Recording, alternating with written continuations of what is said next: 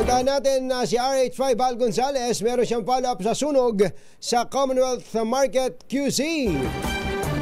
RH5 Val Gonzales, coming Val! Jerry at Anthony, nakataas pa rin sa ikalawang alarma. Itong sunog na tumutupok ngayon dito sa isang bahagi nitong Commonwealth Market dito sa Quezon City. Alas 2 pa ng madaling araw kanina nang sumiklab itong sunog.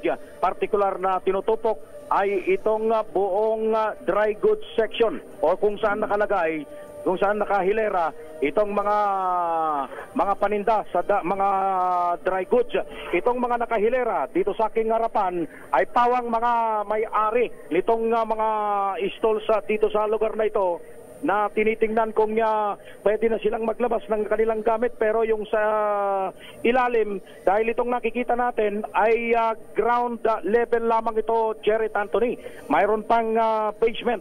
Meron pang basement dito sa may pinaka ibaba at isang malaking hamon ngayon sa mga bumbero ang pag-apula sa sunog, dahil itong pahaking ito ay mga tindahan ng mga groceries, tone-toneladang mga bigas, dahil ang binabanggit nilang mga tindera ay kare-replenish lamang daw ng kanilang mga paninda kahapon. At meron ding mga drum-drum na mga mantika at mga dry goods.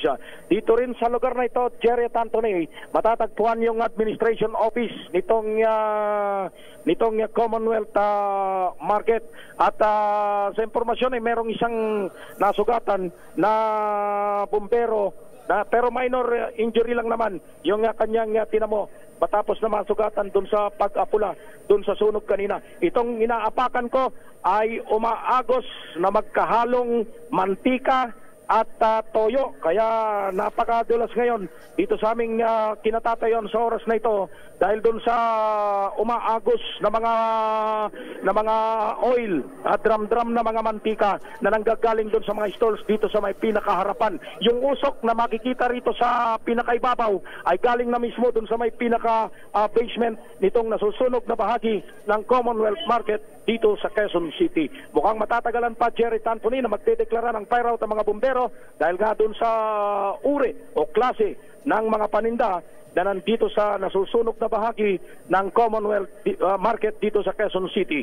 Nagkakaroon na ng maigpit na daloy ng trapiko dito sa harapan mismo ng Commonwealth Market, kaya't ng mga natatraffic ay yung mga galing ng San Jose del Monte sa lalawigan ng Bulacan, at maging yung mga galing ng Fairview dito pa rin sa Quezon City na palabas dito sa bahagi ng Commonwealth Avenue dyan sa may Quezon Memorial Circle. Ako si Val Gonzales, DZRH, una sa Pilipinas, una sa Pilipino.